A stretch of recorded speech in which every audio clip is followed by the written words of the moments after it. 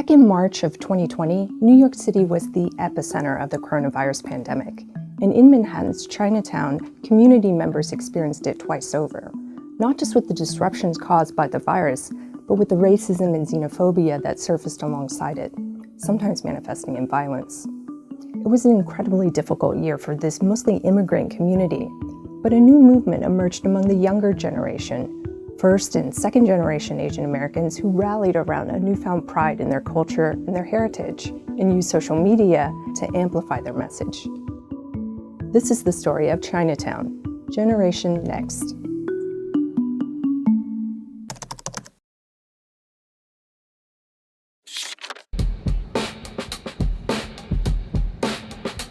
If you ever find yourself lost in New York City's Manhattan Chinatown, look for these two. Anna Huang and Chloe Chan are the Mod Street Girls. They give walking tours of the historic neighborhood, highlighting the small businesses that make it so unique. They used to be volunteer tour guides at a local Chinese American history museum, but when the pandemic shut down its operations, they decided to hit the streets. When we first started Mod Street Girls, honestly, we just missed giving tours, so we just focused on doing these walking tours. But as we did more and more walking tours, we realized that sometimes even the locals don't know their own history. There were anti-Asian hate crimes back in the 1980s or 1800s, right? And it's happening again.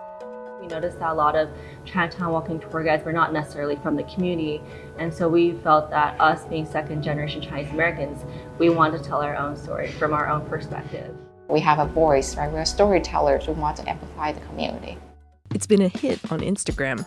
In just 2 years, their stories and photos of local Chinatown businesses have garnered 14,000 followers. We're trying to uplift these older small businesses that might not be as tech savvy, that might not know social media. Us being millennials, we know how to use Instagram, we know how to use Twitter, so we can help raise awareness about their story, right? And use our platform to advocate for them. But in a neighborhood that's become increasingly gentrified, striking a balance between old and new can be tricky. Chan says the two can coexist. There are a lot of new businesses that are coming to the community that might not necessarily serve the elderly working class community. But I think it's also important to remember that Chinatown is a tourist destination, right? That is how it can survive, is through the foot traffic, through tourists spending money.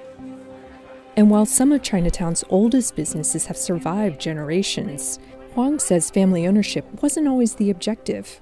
They started the shop so then they can have a safety net for their family, right? But as their children grows up, right, they want them to chase the quote-unquote American dream. Creating Mod Street Girls has given both a chance to reflect on their own lived experiences. I struggle with both identities, being Chinese and being American. And my mother decided to put me in Chinese stance because she was like, well, you have to be cultured in some way in Chinese culture. I think starting Mod Street Girls, I realized it's so important to identify with my Chinese culture, but also I am American. That hyphen, it's important. I am Chinese American and there's no denying that. It's a duality that makes the stories and representation of this community all the richer.